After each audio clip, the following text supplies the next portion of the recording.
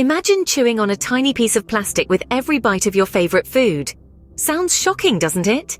Yet this is closer to reality than you might think. We're talking about microplastics, minuscule particles of plastic, less than 5 millimeters in size.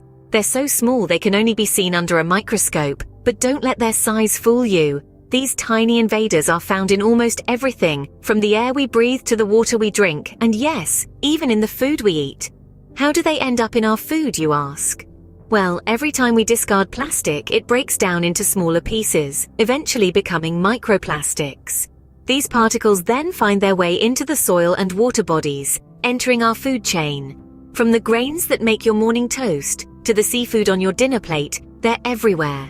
It's a fact we can't ignore. Microplastics have found their way into our kitchens. Let's take a look at where they're hiding. Seafood lovers, brace yourselves. Your favorite seafood dish might come with a side of microplastics. The ocean is a veritable soup of these tiny, near-invisible pollutants. And seafood, especially shellfish, is one of the main ways they land on our dinner tables. These microplastics, which are less than 5 millimeters in diameter, often find their way into the ocean through various sources, from discarded plastic waste to fibers shed from synthetic clothing. Marine animals, particularly filter feeders like oysters and mussels, ingest these microplastics while feeding. The microplastics then become part of their tissue, making their way up the food chain and eventually onto our plates. They're not just in your seafood though. Microplastics have been found in everything from sea salt to tap water. So even if you're not a fan of seafood, there's a good chance you're still consuming these microplastics. Think you're safe with bottled water? Think again. It's time to uncork a rather unsettling fact. A recent study conducted by a reputed research institution revealed that a staggering 93% of bottled water samples contained microplastics. Yes, you heard it right, 93%. This ubiquitous component of our modern lives has managed to infiltrate even the sanctity of our bottled water. Now you might be wondering, what does this mean for our health? Well, the truth is we don't know for certain yet. However, many scientists and health professionals are expressing concern.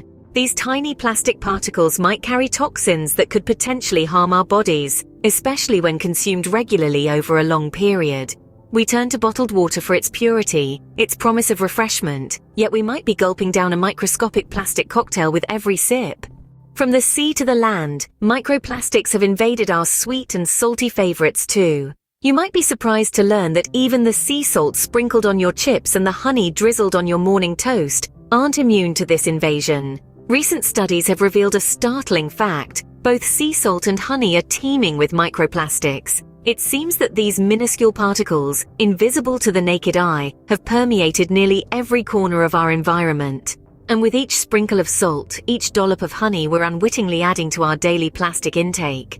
They're so small, so ubiquitous that they've managed to infiltrate even our most basic foodstuffs. Beer enthusiasts, it's time to sober up. Your favorite brew isn't immune to the microplastic invasion.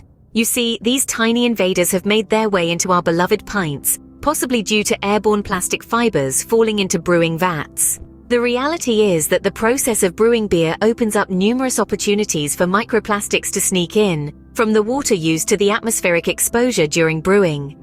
Microplastic contamination is not just a sea creature's problem anymore. It's a global issue affecting even our frothy beers. Now, before you panic and swear off beer forever, remember, this is not about demonizing our drinks. It's about acknowledging the extent of the microplastics problem and finding ways to tackle it. Ultimately, we must strive for a world where our meals and drinks, including the humble beer, are free from these pesky plastic particles. So, microplastics are lurking in our food and drinks, from seafood to beer. Share this video to help spread awareness about the unseen danger on our plates.